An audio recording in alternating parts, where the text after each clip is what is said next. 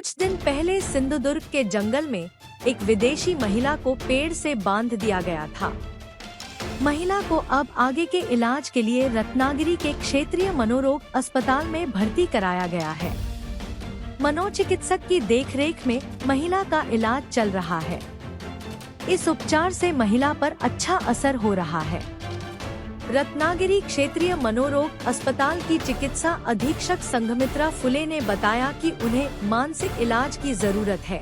उनके पैरों में चोटें हैं, इसलिए सरकारी अस्पताल के सर्जन उनका इलाज करेंगे। सदर महिला आज पहाटे जिल्हा शल्य चिकित्सक सिंधुदुर्ग यांनी संदर्भित केल्यामुळे 108 रुग्णवाहिकाने आमच्या इथं दाखल झालेली आहे।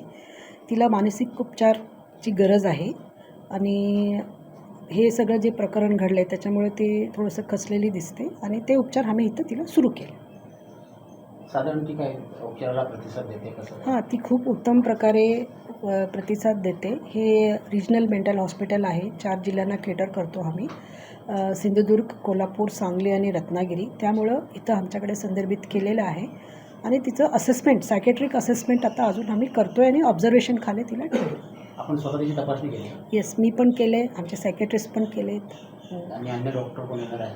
हां, आता सिव्हिल हॉस्पिटलशी आम्ही संपर्क साधला आहे। तिला फिजिशियन, सर्जन, थोडं पायावर जखमा आहेत, त्याच्यामुळं सर्जन, सायकोलॉजिस्ट आणि फिजिओथेरपिस्ट ह्यांना आम्ही मागणी केली आहे, तर ते येऊन तिला बघून 2 टाईम बघून जाणार। संवाद साधताना काय विशेष काय? संवाद साधताना ते इंग्रजी भाषेमध्ये बोलतात आणि ते सांगतात, सगळं काय आहे ते सांगतात। ते 10 वर्ष तमिळनाडूमध्ये होते, योगा शिकवत होते, योगा शिकवतात आणि शिकतात पण, त्याच्यासाठी ते इथं आलेले आहेत आणि त्यांचे आईवडील म्हणजे इथले खूप हे आहेत म्हणून त्यांचं नाव तसं त्यांनी ठेवलं असं ते सांगितलं।